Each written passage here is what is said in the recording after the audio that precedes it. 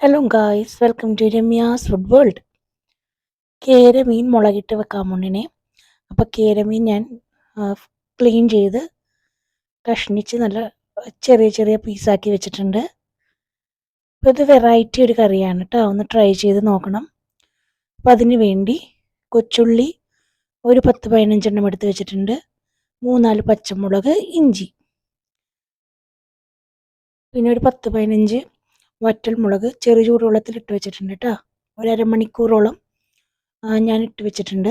പിന്നെ ഒരു 3 വലിയ കാട്ട കൊടംപുളി, പിന്നെ ഒരു 2 മീഡിയം സൈസ് തക്കാളി. ഇതാണ് ഇതിനാവശ്യം. പിന്നെ അതേ ഉച്ചക്കത്തേക്ക് കറി റെഡിയാക്കാൻ വേണ്ടി 2 പീച്ചിങ്ങ ഞാൻ എടുത്ത് വെച്ചിട്ടുണ്ട്. അപ്പോൾ ആദ്യം തന്നെ നമുക്ക് മുളക് ഒന്ന് അരച്ചെടുക്കണം. അപ്പോൾ ഞാൻ മുളകിട്ട് കൊടുത്തിട്ടുണ്ട്. കുറച്ച് വെള്ളവും ഒഴിച്ച് നമുക്ക് കുറച്ച് മഞ്ഞൾപ്പൊടിയും ഇച്ചിരിക്കോളം വെള്ളം ഒഴിച്ചിട്ട് നല്ലോണം ഫൈൻ പേസ്റ്റായിട്ട് നമുക്ക് അരച്ചെടുക്കാമേ. ഇതേ ഞാൻ അരച്ച് നല്ല വെണ്ണ പോലെ അരച്ചെടുത്തിട്ടുണ്ട്. ഇതിനകത്തായിട്ട് 2 തക്കാളി അരിഞ്ഞ് വെച്ചതും ഇട്ട് കൊടുത്ത് അതും നല്ല ഫൈൻ പേസ്റ്റായിട്ട് നമുക്ക് അരച്ചെടുക്കാം.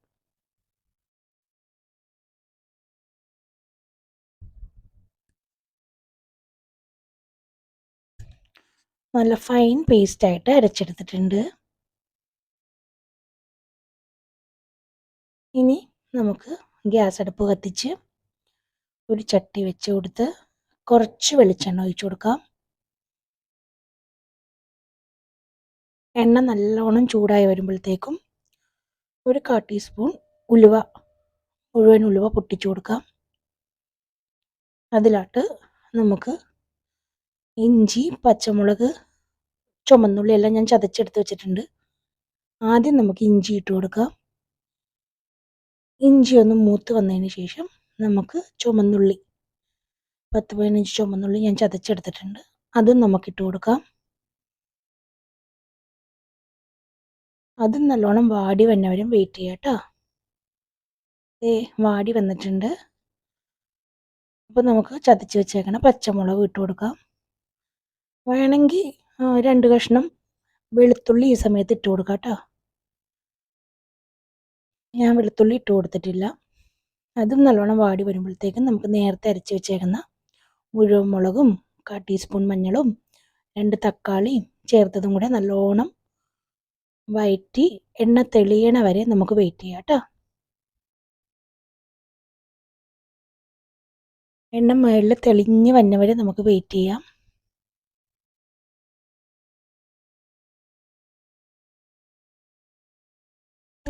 എടുത്തു വെച്ചേക്കുന്ന 2-3 കഷ്ണം കുടംപുളി ഒന്നിട്ട് കൊടുക്കാം. ഇത് ഏകദേശം എണ്ണയൊക്കെ ഒന്ന് തെളിഞ്ഞ് വരാൻ നമുക്ക് വെയിറ്റ് ചെയ്യാം. ഒന്ന് മൂടി വെച്ചിട്ട് ഇപ്പോൾ എണ്ണയൊക്കെ നല്ലോണം തെളിഞ്ഞ് മുകളിലോട്ട് വന്നിട്ടുണ്ട്. ഈ സമയത്ത് നമുക്ക് ആവശ്യത്തിന് വെള്ളം ഒഴിച്ചു കൊടുക്കാം കേട്ടോ.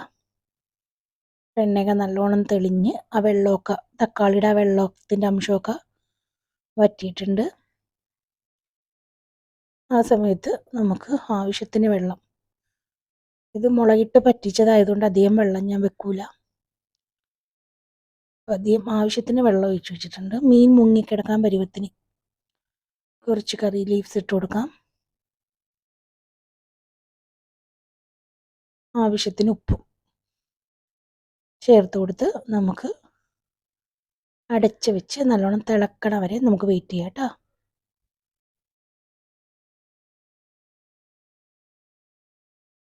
എല്ലാം കൂടെ യോജിപ്പിച്ച് നമുക്ക് അടച്ച് വെക്കാം.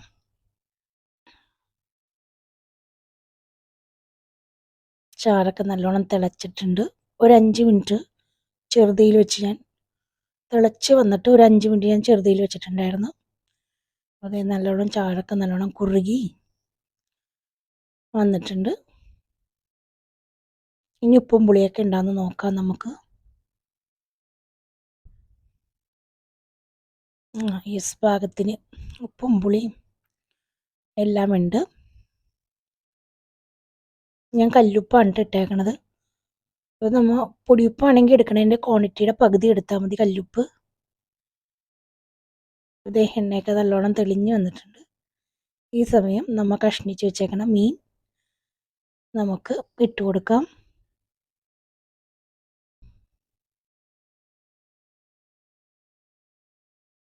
ഇത് അത്യാവശ്യം വേവുള്ള മീനാണ് കേട്ടോ. ഒരു 20-25 മിനിറ്റ് 30 മിനിറ്റ് വരെ വേകണം.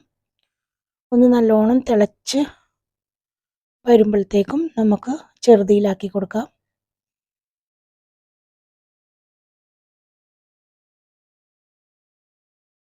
അടച്ച് വെച്ച് തിളവന്നെ വരെ വെയിറ്റ് ചെയ്യാം കേട്ടോ. 2-3 മിനിറ്റിന് ശേഷം നമുക്ക് തുറന്ന് നോക്കുമ്പോൾ നമുക്ക് അത്യാവശ്യം മീൻ തിളച്ചിട്ടുണ്ട്. ഇനി എല്ലാം കൂടി ഒന്ന് യോജിപ്പിച്ച് ചെറുതീയിൽ ഒരു 10-25 മിനിറ്റ് നമുക്ക് വേവിച്ചെടുക്കാം. ചെറുതീയിൽ തന്നെ വെക്കണം. അപ്പോൾ ചാറൊക്കെ കുറുകി മീനിൽ ഉപ്പും പുളിയൊക്കെ പിടിച്ച് ഒരു നല്ല രസമുണ്ടാവും. ഇത് പിറ്റേ ദിവസത്തേക്ക് കഴിക്കാനായിട്ട് ടേസ്റ്റ്. ചെറുതീയിൽ നമുക്ക് വെച്ച് കൊടുക്കാം. ഒരു 20-25 മിനിറ്റോളം അവിടെ ഇരുന്ന് വേകട്ടെ. ആ സമയം നമുക്ക് നേരത്തെ കണ്ട പീച്ചിങ്ങ താളിച്ചു കൊടുക്കാം.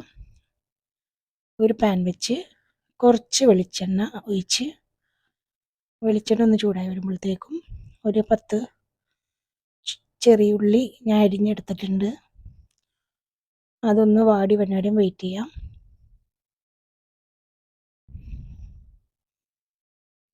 ചെറിയ ഉള്ളി ഒന്ന് വാടി വരുമ്പോഴത്തേക്കും ഒരു 2 പച്ചമുളക് ഞാൻ എടുത്ത് വെച്ചിട്ടുണ്ടായിരുന്നു, അതിട്ട് കൊടുക്കാം.